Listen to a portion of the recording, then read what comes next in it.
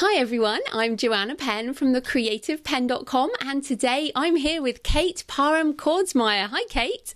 Hi, thanks so much for having me. Oh, no worries. It's lovely to have you on the show. Just a little introduction. Kate is an Atlanta-based freelance food and travel writer and recipe developer for more than 100 publications. She's the author of the Cookbook, Atlanta Chef's Table, Extraordinary Recipes from the Big Peach, and the founder of Root Revel, a food and wellness site devoted to natural living. And today we're talking about food writing, which I think everyone will get very excited about. I certainly will. It's a pretty fun beat. Oh my goodness, it really is. And so this is something we've never covered on the show before, so I'm very excited. So let's get started just to find out a bit more about you. How did you get into food writing and what's your background? Yeah, so it's kind of one of those things I sort of fell into. I went to journalism school and always planned on being a writer.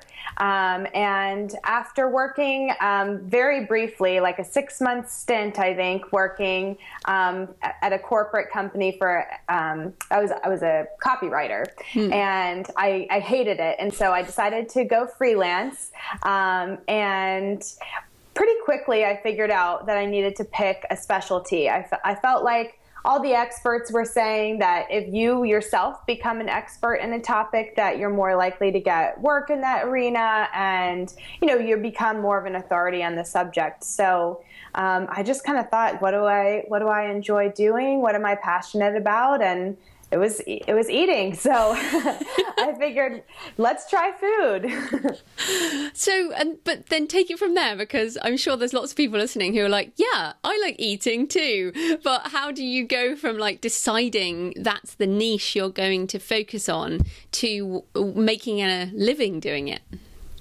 Well, I would say it all starts with pitching and positioning yourself a certain way. And so freelancing is a lot about putting yourself out there, and you're having to send editors story ideas. And so I would just send them food story ideas specifically. So, and trying to establish, maybe other ways I could be considered an expert in food, because I'm not a professionally trained chef.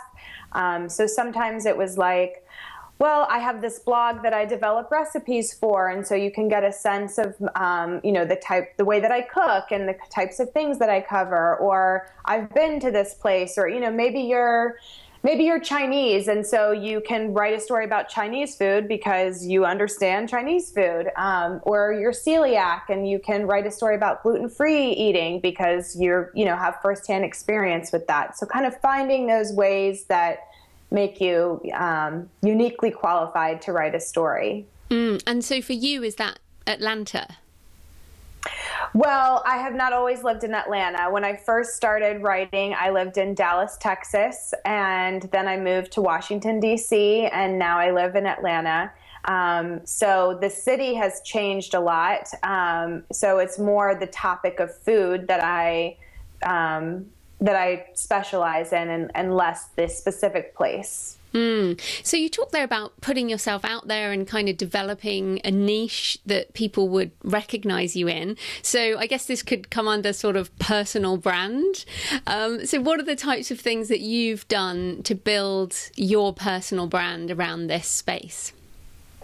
Yeah, I mean, a lot of it is just getting your name out there and writing a ton on the subject, writing for reputable publications. And so when your name starts circulating in, hundreds of, or even just dozens of different publications, you start building that brand, building up your social media presence. I would highly recommend any writers have their own website, not necessarily a blog, but just like an online portfolio where you can send people, or people can find you if they're Googling certain things. And that definitely helps build your brand.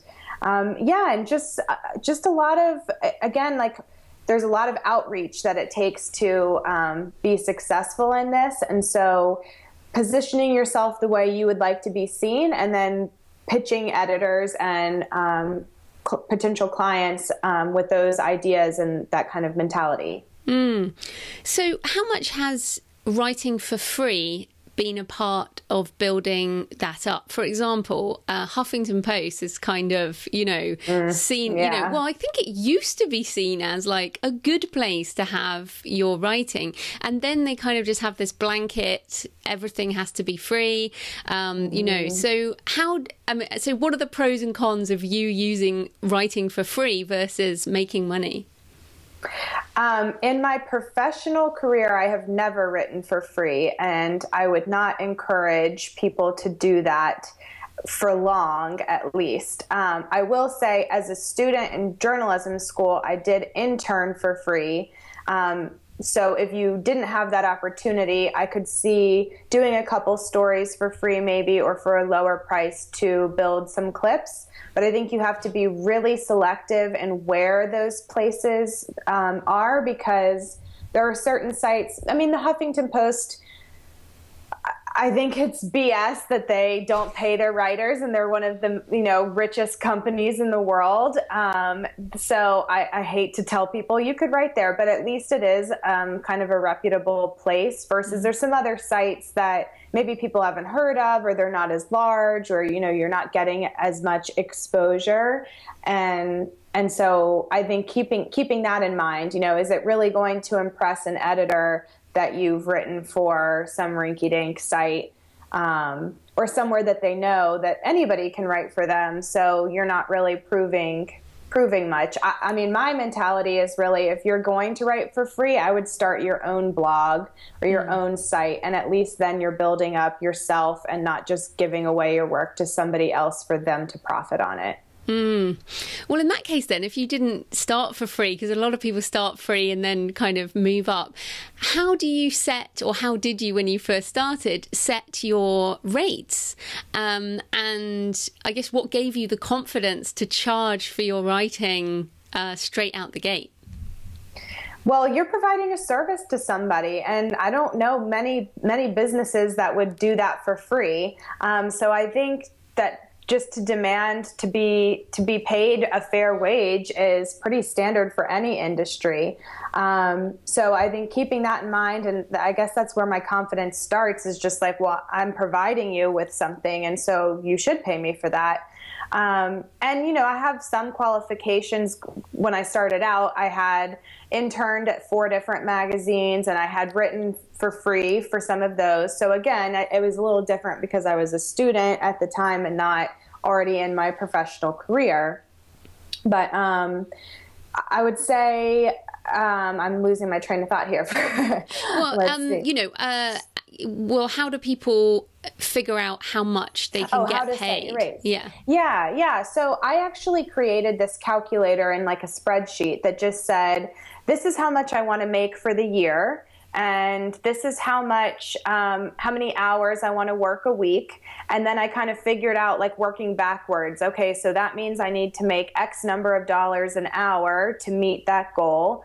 And so then I would charge people accordingly. And as a freelancer, you never really charge people by the hour. It's more of a flat rate fee.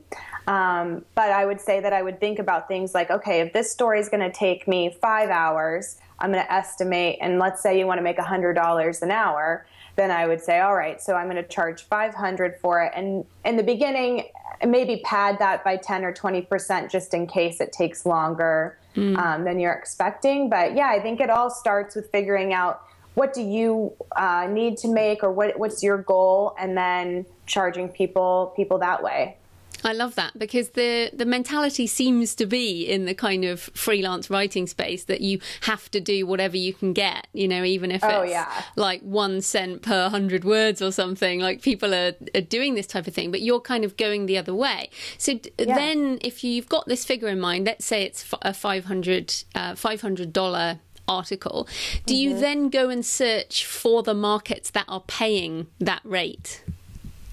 Well, yes and no. I mean, when I first started, I would say that I made a list of, maybe 100 places that I wanted to write for. And then I found out, what do those markets pay? And so, if I found out, oh, well, the Huffington Post doesn't pay, or so-and-so only pays 10 cents a word, then maybe I wouldn't even approach those people. But in America, I feel like there's pretty standard rates. You know, national magazines generally pay $2 a word. So that's pretty easy to say, okay, so pretty much any national magazine will be a good place to start. They'll pay me a fair fee. And then figuring, you know, then if you go back to regional or local, and then it gets a little less.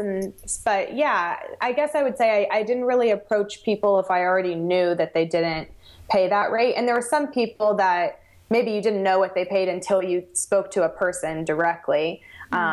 And so sometimes I said no to something if I pitched it and they said, yes, we love it, but here's $50 for a 1,000-word feature.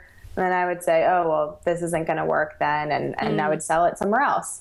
That's really awesome. I'm glad, you know, it's great to have that confidence. And I know a lot of listeners are like, I don't have that confidence, but clearly, you know, if you start with that end in mind, that's a really good idea. And I was thinking there about the story idea. So you're saying you're pitching a story to this editor.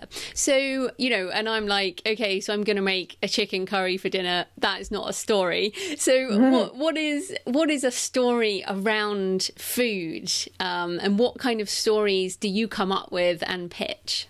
Yeah. So I think two things. The first is that, like you said, yes, you're always just pitching an idea. You're not writing the piece first and then trying to sell it. A lot of people think it goes that way, and that's not a very profitable way to do this. And especially because every editor is going to want to have their hand in shaping the story and what exactly it looks like. So you're pitching an idea. And then to answer your question about, you know, what are food stories, a lot of what I do is trends and roundups. So let's say, not that you're cooking chicken curry at home, but let's say you go to a restaurant and they're making chicken curry with, I don't know, pineapple. And then you go to another restaurant and they're making chicken curry with papaya.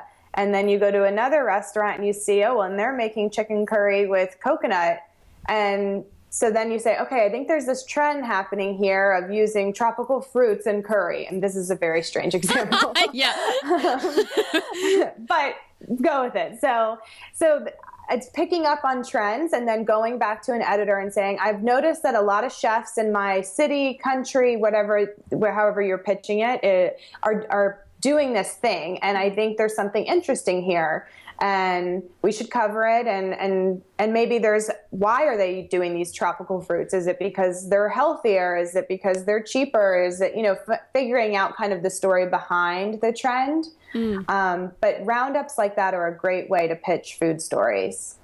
Okay, that's really interesting. And we watch Netflix, so obviously I'm in the UK. We watch Netflix and we watch Chef's Table and The Mind of a Chef. And, I love Mind of a Chef. Yeah, exactly. Like, we love all these food porn programs. We watch MasterChef, you know.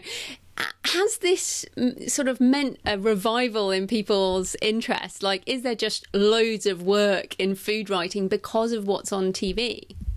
Oh, yeah. I mean, I don't know if it's because of what's on TV or if it's all part of people just people are obsessed with food these days. And I feel like, yeah, there's a ton of work, especially in the freelance space, which was another reason I chose that beat originally, was that there are some specialties that I think are more difficult to find freelance work, like fashion or something where it's more image-based. There's not as much freelance. A lot of that stuff is just done in-house. And so I had trouble finding that kind of work. And then when I picked food, it was like they were outsourcing almost 100% of their food content.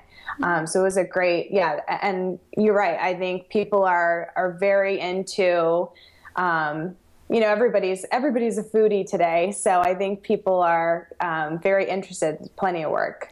Yeah, and actually that is interesting, because the other thing that everyone's getting obsessed about is ingredients and getting the best ingredients from the place where they're from, you know. So I think that this will mean more international work as well, right? So, you know, a cheesemaker down the road here in Somerset could potentially be writing something for an American magazine because of these more international things. So do you do international stuff as well, or, you know, do you get to go on exciting trips?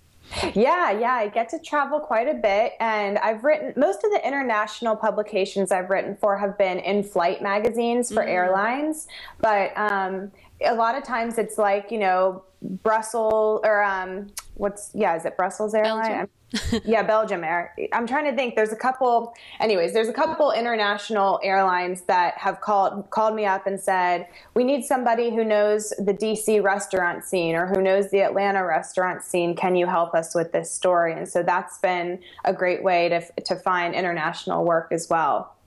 So they found you just because you're findable on the internet through your website and your SEO, your search engine optimization. For people if they don't know. So what are the things that you put on your personal website that would attract that kind of attention? Okay, so let's see. I can tell you, look at it here. Like the first thing I say on my website is that I am an Atlanta-based freelance food and travel writer. So I get a lot of work because people look up Atlanta food writer, Atlanta freelancer, or Atlanta travel writer. So having your city where you're located mentioned several times throughout your site, I think is very important because that's a great way to find work. Also, I specify that I specialize in food and travel. And so I think if you Google food and travel writers, I'm one of the top 10 results that comes up, which I'm certainly not one of the top 10 food and travel writers, but I think my SEO is working for me. It's surprising, isn't it? And how that happens, but it does when you do the right things with your website. Right. And your website looks very good and it's got media on it. It's just about, here's a question around photography, because it seems that, your website has some nice pictures on, professional photos, and food writing seems impossible without photography. So do you work with photographers, or do you do a lot of photography yourself, or how does that work? So the answer is different based on which site you're talking about. For my writer's website, we'll call it, which is just my name, parhamkordsmeier.com. There's not a whole lot of photography on that site. There's a couple photos of me kind of in the field working. But that's more just a place where I have clips and where editors and publicists and those kinds of people could find me. So I don't do much photography for that at all. For the blog that I started last year, Root Revel, yes, I have, 3 to 5, sometimes more images for every post that I put up. And so it's been a combination of me, fortunately my husband is a hobbyist photographer, but he's got a great camera. And so it's been nice to have that to help. And I've taken some online classes and tried to learn more about photography for that. So, you kind of have to be multi-skilled, I think, to have a blog today.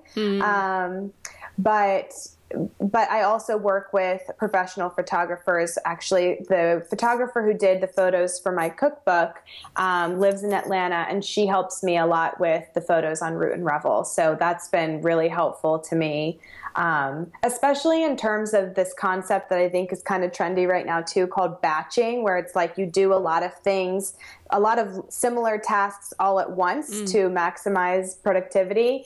So she'll come over and we'll cook 24 recipes and photograph them all in one day. And then I'll have, the next 2 months worth of content, all the photos ready to go. Ah, that's great. Yeah, that's In Deep Work by Cal Newport, I think, that everyone's reading at the moment. He goes into that kind of batching. That's, it's not a new concept, but no, I think you're right. It's how I do these podcast interviews as well now. Like, I've already done a couple of other ones today, but they'll all go out over time. So it just makes it easier, right? You get in your zone, you can knock things out. Yeah, no, that really works. And then obviously that photographer is one of your contacts. You said you talked about networking, and I wondered how you manage that, because obviously you now know tons of people at different places, and then editors move.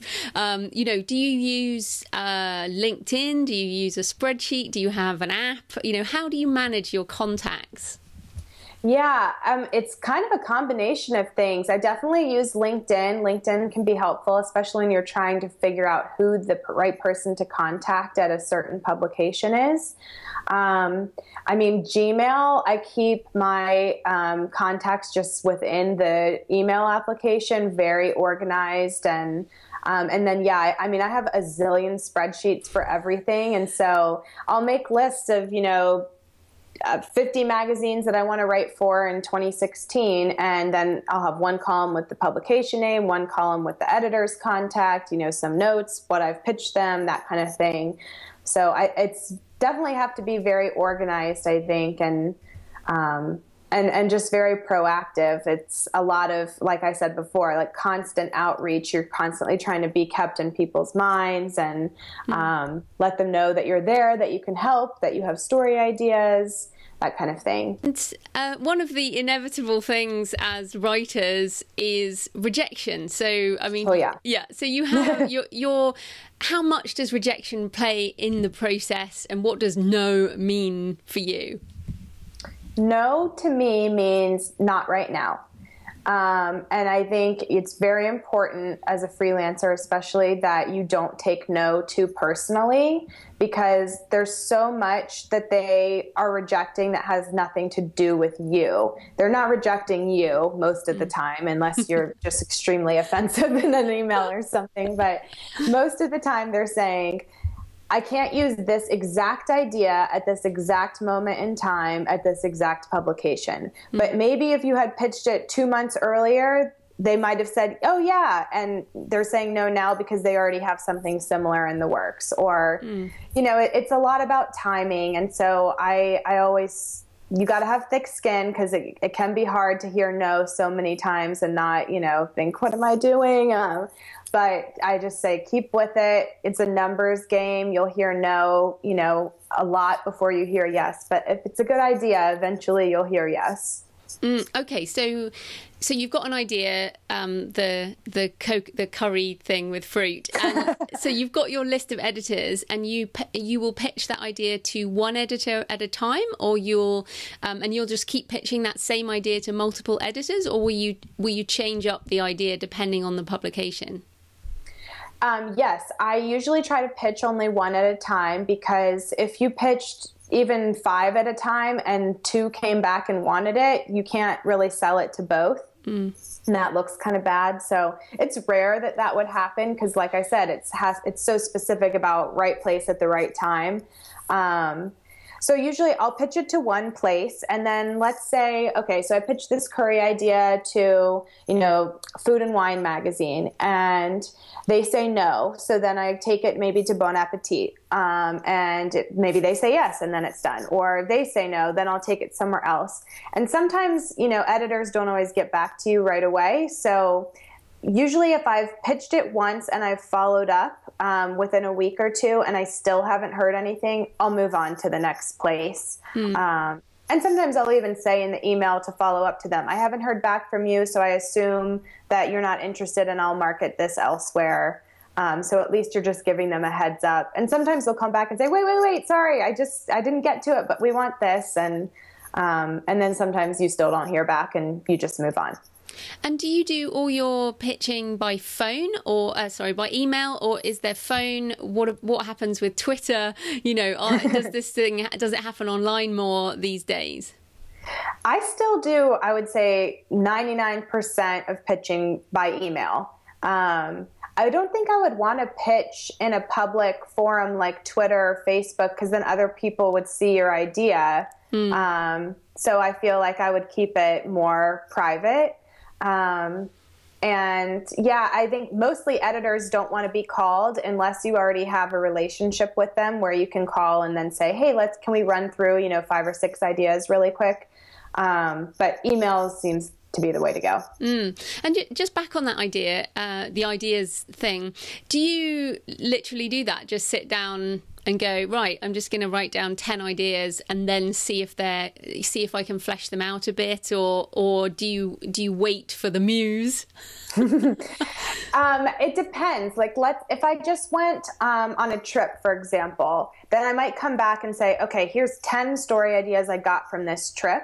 and then I'll sit down at one time and do it like that. If I'm not traveling that much and I'm just kind of, then sometimes it is like until inspiration strikes. But honestly, inspiration is always striking. I feel like if you're out and about, and if you're writing about food and you're eating out a lot, or you're cooking a lot, and you're reading things that other people are doing, you can't help, at least my brain can't help, but I'm always thinking like, how could this be a story?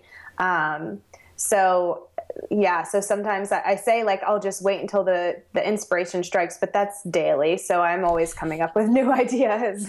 Yeah, I think that too. And, it's funny. I think they say the ideas are nothing. The execution is everything. So even if you have a great idea, you still have to write that story if someone buys it. The work is ahead of you. But yeah, that you've got the right niche if you never run out of ideas. Yes. And if it's the wrong niche, you will be wondering why you don't have any ideas.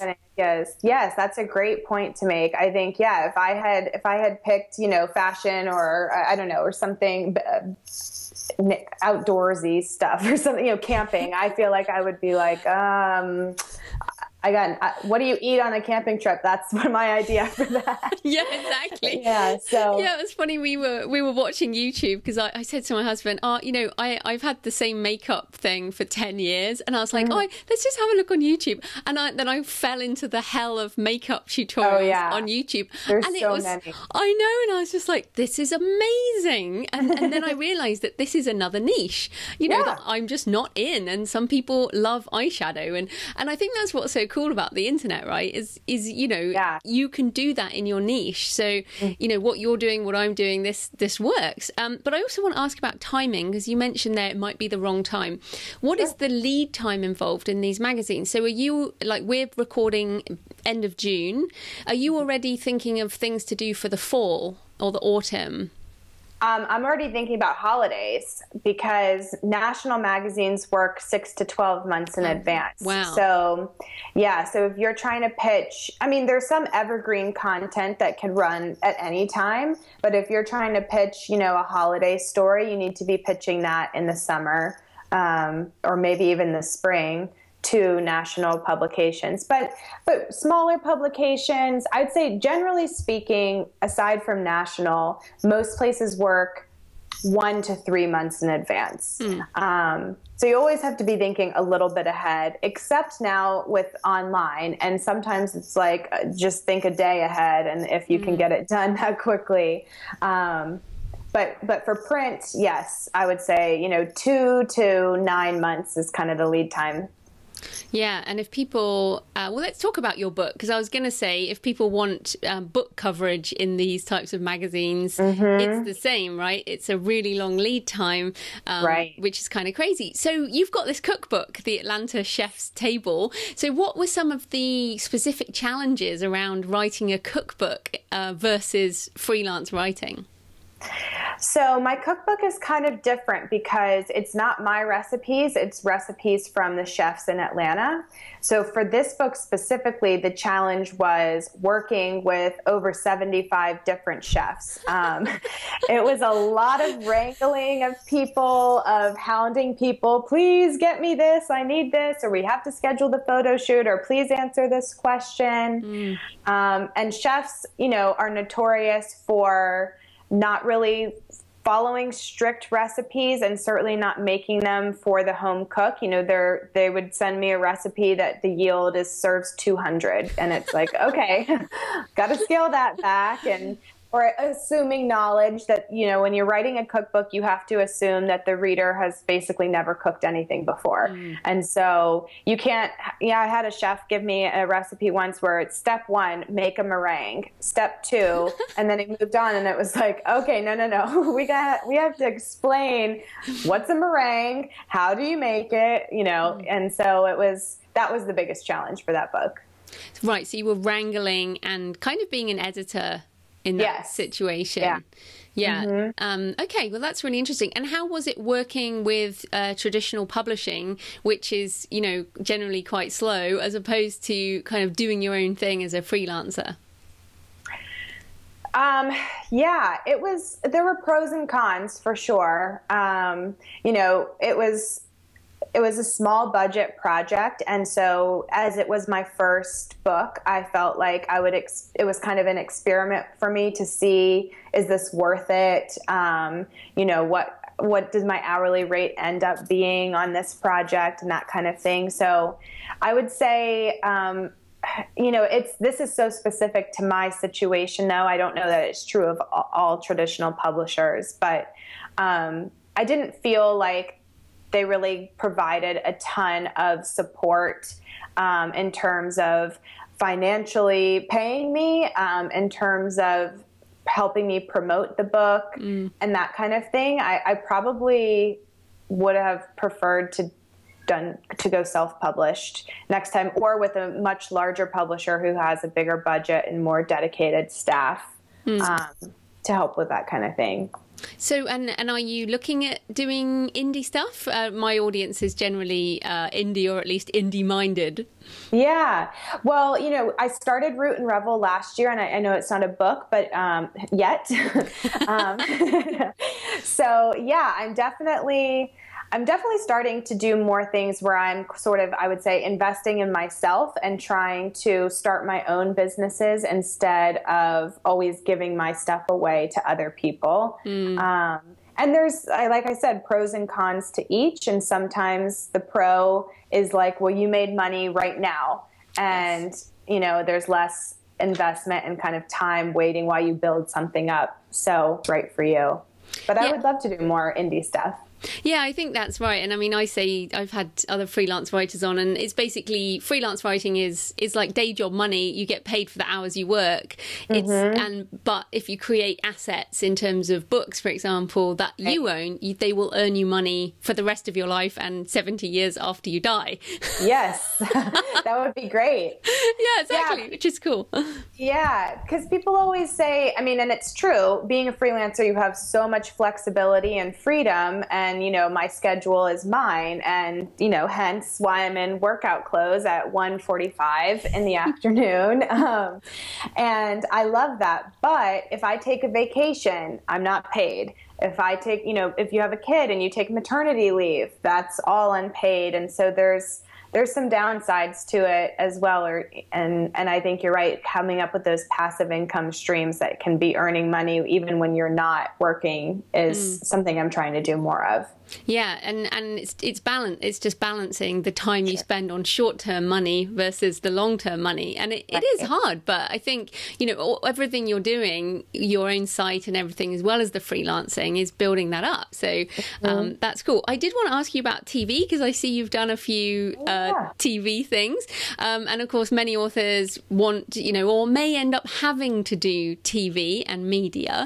So, do you have any tips for appearing on TV, or anything around sort of how to be with media? Yeah, it was a steep learning curve for sure. I feel like I am not a naturally bubbly, smiley, person. I mean, not to say that I'm boring, but I feel like on camera, it's kind of like, you hear people say, you need to wear more makeup when you're going to be on camera because it doesn't show up as well. And I feel like that's true of energy also.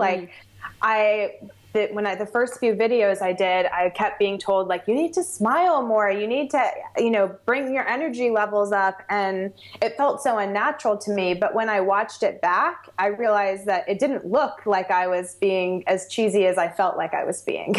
Yeah. It's a performance, right? You actually have to, like professional speaking, you have to kind of bring that extra, especially as would you consider yourself an introvert? I feel like I teeter on the edge, but the fact that I've been working from home alone for 7 years now, and I don't really miss anybody, I feel like I must be a little bit of an introvert. Yeah, you're one of us.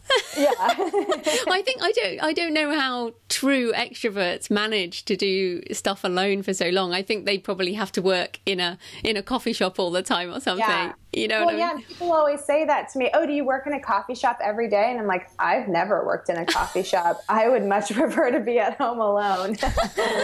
So that's cool. Yeah. I did want to ask you just briefly just about the writing itself, and whether, because a lot of my listeners are fiction authors as well as non-fiction authors. So do you find that in the articles you write now, you're actually having to use a lot of fiction techniques, as in you're building up a character, might be the chef or something like that, and it does have to be a story, even if it's true as such. So do you feel like you're bringing in these different writing talents or skills that perhaps 20 years ago people didn't have to do in non-fiction writing?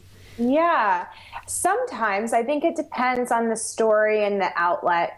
Like I said, a lot of my stuff can just be roundups where you're just saying like 5 places to eat octopus, and so that's no, in those kinds of stories, I would say there's not a lot of literary prose happening. But when you're doing more first-person stuff or reviews and critiques and that kind of thing, I do feel like you're having to set the scene a bit more. You're having to really transport people and make them feel like they're there with you when you're describing a meal or a trip or a place or something like that. And yeah, certainly there's profiles where you're having to build up a character.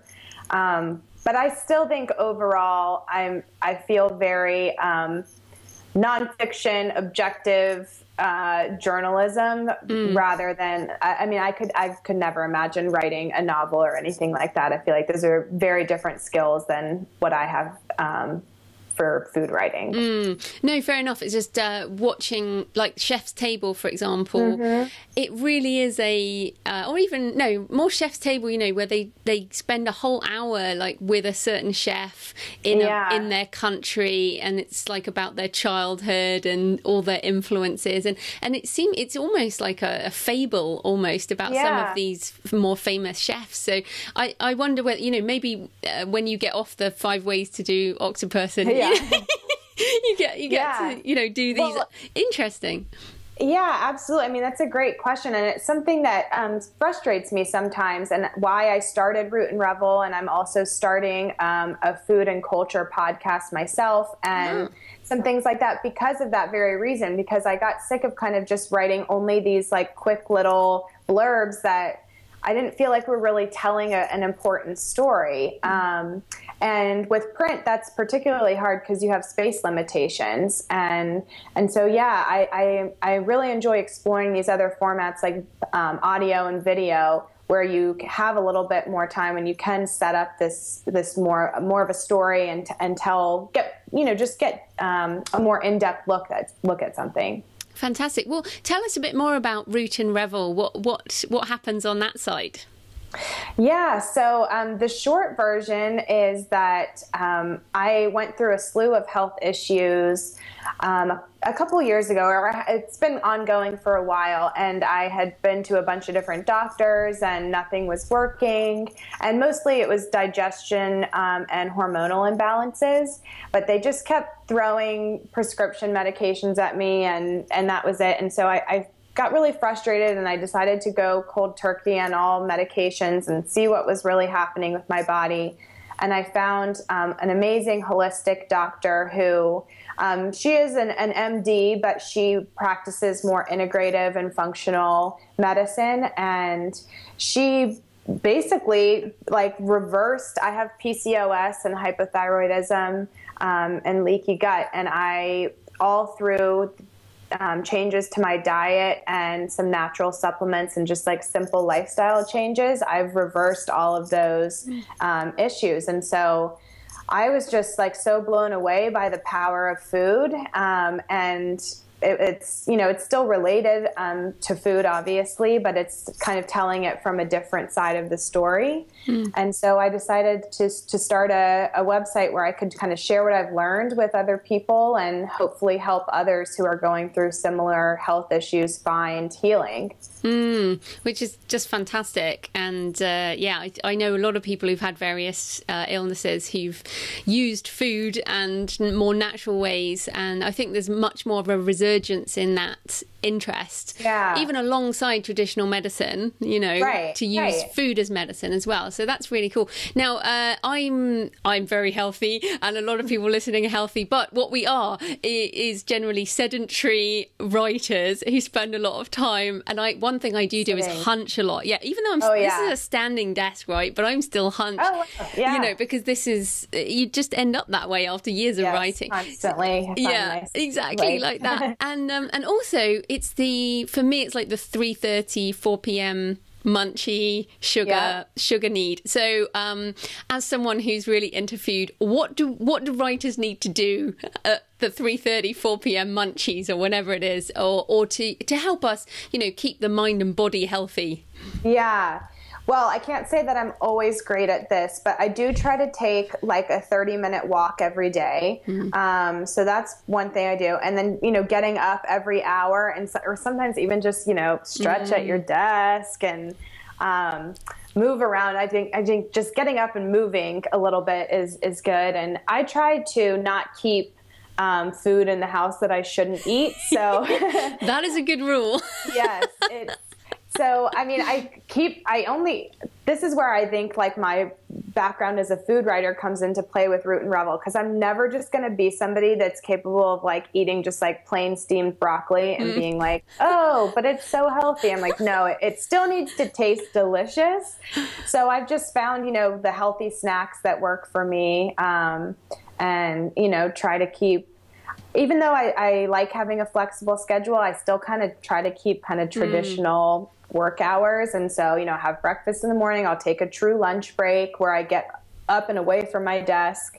Sometimes it's just to go sit on the couch and watch TV, but it still feels better than just working at your desk. But I think the moving thing is important because, it's so easy to, you know, 6 hours later, you're like, oh my gosh, I'm still sitting here and I haven't eaten, I haven't moved. I got to do something with myself. I never have a problem with not having eaten. I'm like, oh, those people who are like, oh, I'm so stressed, I forgot to eat. And I'm like, really? Yeah.